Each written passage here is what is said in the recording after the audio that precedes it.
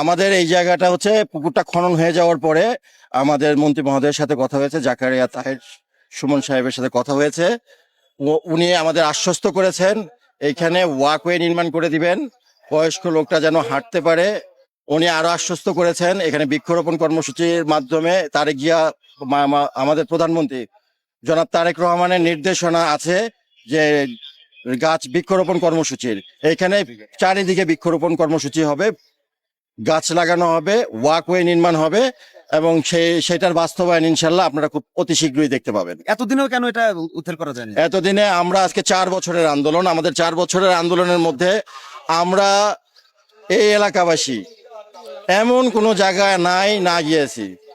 এই আওয়ামী লীগের গভর্নমেন্টের আমলেও আমি বিভিন্ন জায়গায় গিয়েছি, রাজুক চেয়ারম্যান তাপস সাহেবের কাছে গিয়েছি, স্বরাষ্ট্রমন্ত্রীর কাছে গিয়েছি। এই পুকুরটা যে দখল করেছে তিনি হচ্ছে বাংলাদেশের শীর্ষ 23 সন্ত্রাসীর নাম আসছে, কিন্তু এই 23 সন্ত্রাসী থেকেও অনেক বড়। সে ধরা ছোঁয়ার বাইরে।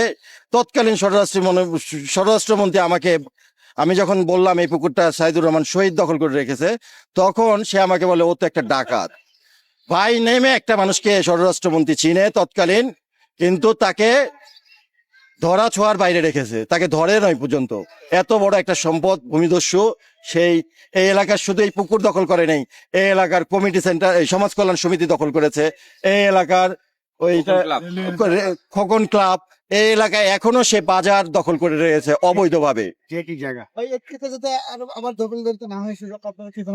এর জন্য মন্ত্রী মহোদয় আমাদের আশ্বস্ত করেছেন, মাননীয় গৃহায়ন ও গণপূর্ত মন্ত্রণালয়ের মন্ত্রী জনাব জাকারিয়া তাহের সুমন ভাই, তিনি আমাদের আশ্বস্ত করেছেন, এখানে চেয়ারম্যানকে নির্দেশ দিয়েছেন এইখানে এই জায়গা খনন করে এখানে ওয়াকওয়ে নির্মাণ করে দিবে এবং চারিদিকে নেট দিয়ে দিবে, যেন এই এলাকার মুরব্বীরা, ছোট ছেলেরা, বড়রা সবাই সকাল সন্ধ্যা হাঁটার যে ব্যবস্থা, সেই ব্যবস্থাটা তারা করে দিবে।